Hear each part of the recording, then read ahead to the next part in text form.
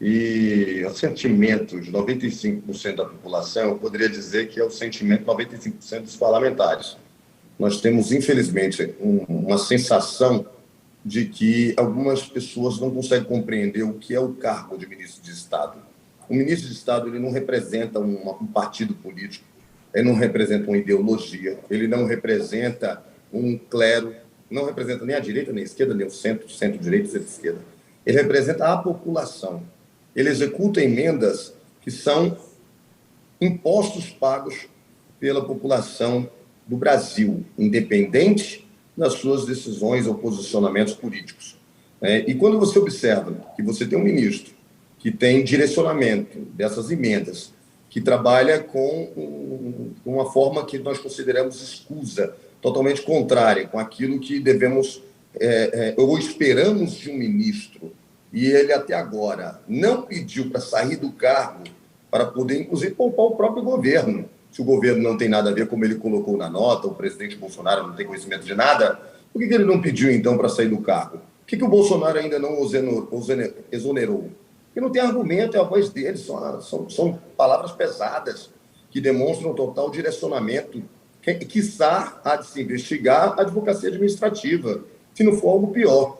Então, a educação do nosso país é considerada uma educação fraca, ela precisa evoluir, e quando você tem parlamentares que poderiam estar sendo atendidos, que são representantes legítimos da população, eleitos pelo povo, independentes dos seus posicionamentos políticos, esses não são atendidos, os bons projetos não são atendidos, e você tem um ministro que está atendendo posicionamentos direcionados para grupos amigos do rei, como nós costumamos chamar, isso é muito ruim para o povo brasileiro. Não dá para aceitar a permanência do ministro, se de fato se comprovar, no cargo que ele hoje ocupa.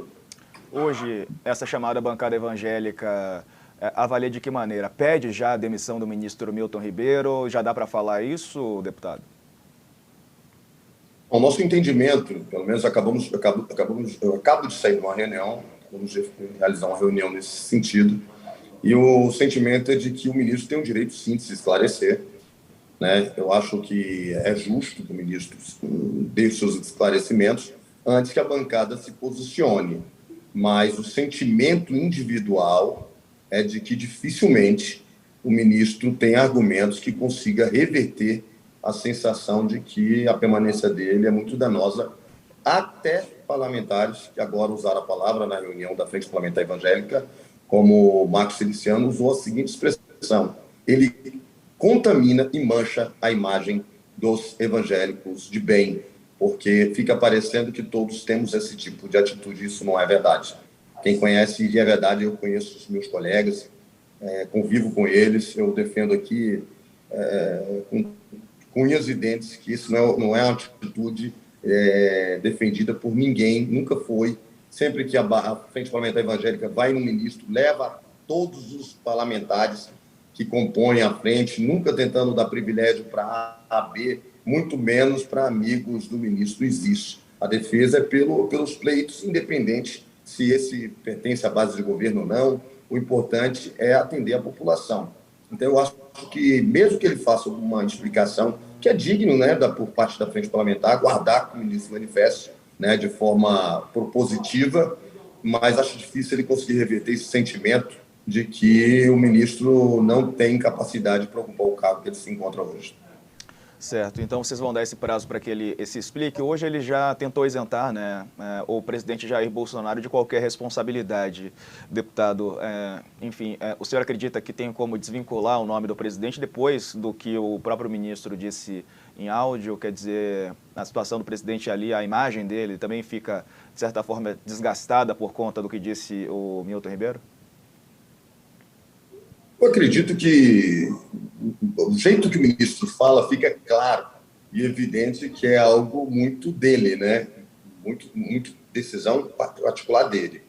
Nós não podemos nos antecipar e afirmar que o presidente Bolsonaro tem ou não tem algum envolvimento, mas uma das demonstrações que o presidente poderia, e acredito que fará, demonstrar que ele não compactua com tal atitude é a exoneração do ministro imediata.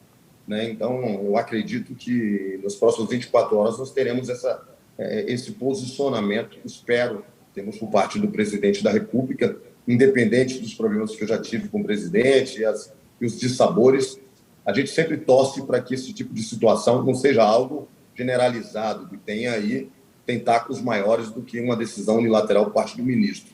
Esperava até que os áudios fossem falsos, quando eu recebi logo cedo, porque é vergonhoso você saber que a educação do nosso país, tão carente, tão deficitária, você tenha negociações que não são republicanas envolvendo um ministério tão importante para a população.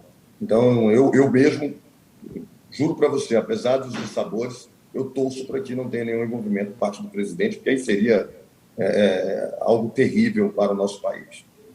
Bom, deputado, aproveitando que estou falando com o senhor, a gente sabe de como a CPI da Covid foi acompanhada, né, no ano passado. O senhor teve papel fundamental e muito nela foi mencionado de um gabinete paralelo, né, de aconselhamento do presidente. Hoje, alguns analistas já colocam como se houvesse ali também, né, nessa pasta do ministro Milton Ribeiro, uma espécie de gabinete paralelo, funcionando com pessoas que não fazem parte oficialmente, mas que dão as cartas por ali. O senhor vê da mesma maneira? Vê alguma semelhança? É totalmente diferente daquele momento no Ministério da Saúde, né? No Ministério da Saúde você tinha um aparelhamento por parte de vários funcionários trabalhando com o objetivo de fazer com que contratos e principalmente procedimentos ilegais seguissem em frente. Aí você tinha todo um aparelhamento. Nós temos, no caso do Ministério da Educação, algo se bobear mais grave. Você tem um ministro tocando essa agenda pessoalmente, tomando decisões que nós entendemos que elas não são legítimas e quiçá, como coloquei logo no início da entrevista, né, nós podemos aí estarmos de frente com um esquema ilegal e até de advocacia administrativa e, quem sabe, até corrupção. Então, é uma preocupação de que nós precisamos investigar, não pode ficar somente na exoneração do ministro. Né? O que será que está ocorrendo dentro do Ministério? O que mais tem? Naquele nosso caso da Covaxin, nós tínhamos um sistema aparelhado com, inclusive, funcionários que não pertenciam ao governo Bolsonaro, que foi a defesa do Bolsonaro naquele momento, de que pessoas que estavam envolvidas já estavam naquele ministério antes de assumir. Nesse caso, não. São indicados do Bolsonaro diretamente, um ministro. Então, é muito ruim para a imagem do presidente se ele não tomar uma atitude enérgica nesse exato momento, demonstrando que ele não compactua com isso. A gente volta a dizer, a gente sabe que o governo ele tem algumas atitudes que deixam a gente assim, extremamente decepcionado. Mas quando se fala de possibilidade de crime, o que se espera de um governo que sempre disse que ia combater a corrupção, queria combater esse tipo de aparelhamento, esse tipo de atitude, como a demonstrada nos áudios do ministro, é de que o governo age imediatamente. Passar a mão na cabeça é o mesmo de dizer que está envolvido, mesmo que não esteja envolvido com nada do gênero.